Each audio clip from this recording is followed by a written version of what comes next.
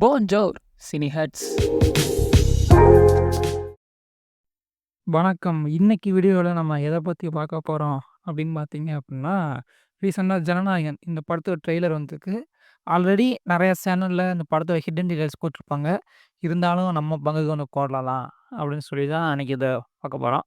So வாங்க எந்த ஒரு டிலேயும் இல்லாம வீடியோக்குள்ள போலாம். ட்ரெய்லருடைய ஃபர்ஸ்ட்டு ஷாட்ட பார்க்கும்போது உங்களுக்கு எப்படி தோணுதுன்னு தெரியல. ஆனா எனக்கு இத பார்க்கும்போது இந்த பீஸ்ட் படத்துடைய செட்டப் மாரி தெரிஞ்சுச்சு. ஒரு சாயல்ல அந்த கலர் கிரேடிங் எல்லாமே. அப்புறம் பார்த்தீங்கன்னா, அதில WhatsAppல வந்து பார்த்தீங்கன்னா, ஒரு பேர பார்க்க சொல்லி ஒரு இன்ஸ்பெக்டர் சொல்லுவாருங்களா, அது வந்து என்ன வந்திருக்கும்னா, தளபதி வெற்றிகொண்டோட அனுப்புறவர் வந்து பல்லாவரம் இன்ஸ்பெக்டர்ன்னு போட்டிருக்கும். என்ன அப்புட்ன்னா, இவரு இந்த சீன பார்க்கும்போது தெரியும். இதில வந்து பல்லாவரம்ன்ற இடத்துல தான் வந்து அட்ரஸ் குடுத்துருப்பாங்க. ஸோ, இதிலேருந்து பார்த்து அந்த இன்ஸ்பெக்டர வந்து பார்க்க சொல்லியிருப்பாங்க.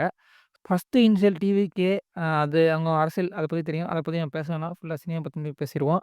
அதுக்கு அடுத்த ஷாட்லயே பார்த்தீங்க அப்டின்னா, தளபதி என்ட்ரி இருக்கும். ஜெயில்ல நடக்கும். ஒரு சின்ன விஷயம் என்னன்னா, நான் பகவான் கேசரி படம் வந்து பார்க்கல. ஏன்னா, நான் அந்த எக்ஸ்பீரியன்ஸ் கிடக்கூடாது அப்டின்றதுனால பகவான் கேசரி பார்க்கல. அதனால விட்டுருவோம். ஆனா பட் எனக்கு ஒரு சில விஷயம் தெரியும். லைக் ஃபர்ஸ்ட்டு ஷாட் வந்து பகவான் கேசரிலயும், ஜெயில்லருந்து தான் தெரியும். இந்த செகண்ட்ல பார்த்தீங்க அப்டின்னா, 2 யானைக்கு நடுவுல வந்து விஜய் சார் வருவாரு. அப்டியே டிவிகேல என்ன நடக்குமோ, அதே மாரி வந்திருப்பாரு.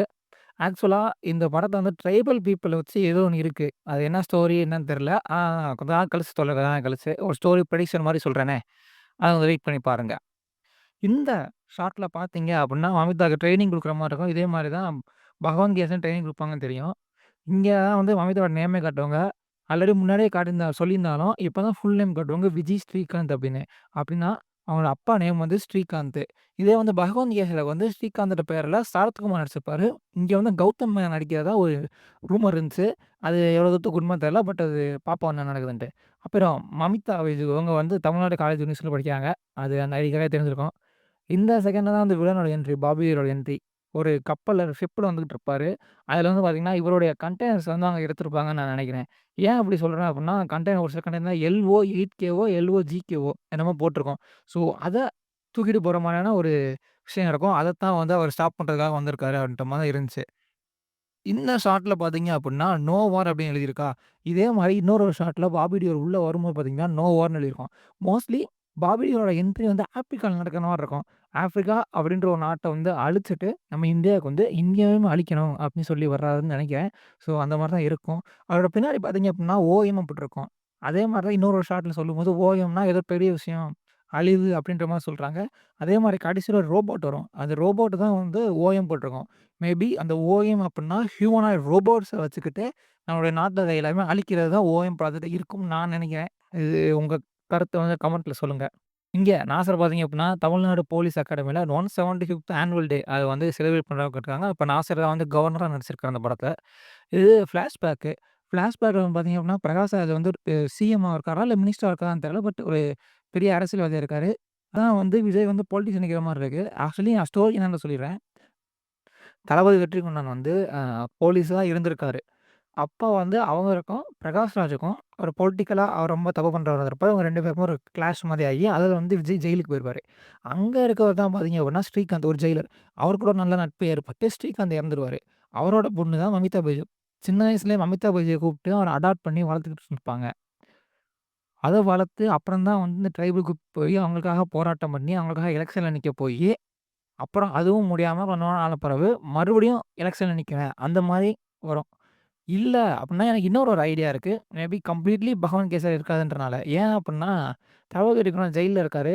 அவரு மமிதாவ வந்து அடாப்ட் பண்ற மாரி சிச்சுவேஷன் இருக்கும். அதனால அடாப்ட் பண்ணிக்குவாரு. ஆனா, மமிதாக்கு வயலன்ஸ்னா பயம். அதுக்காக ஆர்மிக்கு அனுப்பணும்னு பாக்குறாரு. பட் மமிதாக்கு பாஸ்ட்ல ஏதோ ட்ராமா இருக்கனால, அவங்களால போக முடியாது. அது என்னன்னு தேடுறாரு டிவிக்கே. அப்போ வந்து மமிதாவோட உண்மையான அப்பா ஸ்ரீகாந்த். அதுவுமே வந்து விஜயே பண்ணியிருக்கலாம் அப்டின்றது இருக்கும். இப்ப தம்பி, அண்ணன் அந்த மாரி ஏதோ ஒரு ரோலா இருக்கலாம். அவரு போலீஸா இருக்கிறப்போ, பிரகாஷ் ராஜ் சிஎம் ஆகுறதுக்காக ஒரு ட்ரைபல் குரூப்ப காலி பண்ண நினைக்கிறாரு. அத தடுக்க ஸ்ரீகாந்த் வந்து சிஎம்மா நிக்காரு. அப்போ மக்கள் வந்து அவங்க போராட்டம் பண்ணி, இது பண்ணி அவர கொன்றுறாரு. அவரோட பொண்ணு தான் மமிதா பைஜுக்கு இருக்க சான்சஸ் இருக்கு. இதுதான் என்னோட கருத்து. உங்களோட கருத்து என்னன்றத கமெண்ட்ல சொல்லுங்க. கண்டிப்பா இது கதை இருக்க வாய்ப்பு அதிகம். கம்மி தான். இருந்தாலும் நீங்க சொல்லுங்க. இந்த ஷாட்லலாம் பார்த்தீங்க அப்டின்னா, ஒரு சில வசனங்கள் எழுதியிருந்தாங்க. மாற்றம் அப்டின்னு சொல்லிட்டு ஒரு ஆரம்பிச்சு, கடைசி ஷாட்லயுமே மாற்றம் அப்டின்ற மாரி தான் கொண்டு வந்திருக்காரு. ஸோ, அந்த இடத்துல தான் தளபதி கச்சேரி பாட்டு வருது.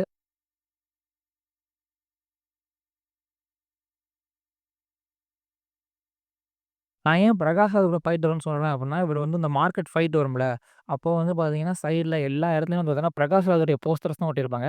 ஸோ அத வச்சு தான் சொல்றேன். இவங்க 2 பேருக்குமான கிளாஷ்ல தான் வந்து மிகப்பெரிய இதா இருக்கும். இப்போ பிரகாஷ் ராஜ் வந்து ஒருத்தர்ட்ட ஹெல்ப் கேட்பாரு. அவர் தான் வந்து பாபி தியோல். அவரு வந்து அனுப்புறது தான் ஓஎம் ப்ராஜெக்ட், ஹியூமனாய்டு ப்ராஜெக்ட். அத வச்சு இந்தியா வந்து கைக்குள்ள போறது தான் கதையா இருக்கும். இந்த ஷாட்ல வந்து பார்த்தீங்க அப்டின்னா, இங்க நிக்கிறது விஜய் சார், இங்க நிக்கிறது இந்த பிரகாஷ் ராஜ். கடைசில பிரகாஷ் ராஜ் அந்த ட்ரைபல் இருக்க அவங்க இடத்தையே கூப்ட்டு வந்து அங்க வச்சே வந்து ஏதோ பண்ற மாரி ஒரு சான்சஸ் இருக்கு. விஜய் பிரகாஷ் ராஜ் பண்றாரா? பிரகாஷ் ராஜ் விஜய வந்து அட்டாக் பண்றாரான்னு தெரியல. பட் ஒரு இது இருக்கு. அதெல்லாம் வெயிட் பண்ணி தான் பார்க்கணும். ஸோ இந்த வீடியோ புடிச்சிருந்தா லைக் பண்ணுங்க. நான் வேற ஏதாச்சும் நல்லா பண்ணணும் அப்டின்னு நெனச்சீங்க அப்டின்னா கீழ கமெண்ட்ல சொல்லுங்க. எனக்கு ஒரு ஹெல்ப்ஃபுல்லா இருக்கும். ஸோ லைக் போடுவாங்க. Thank you.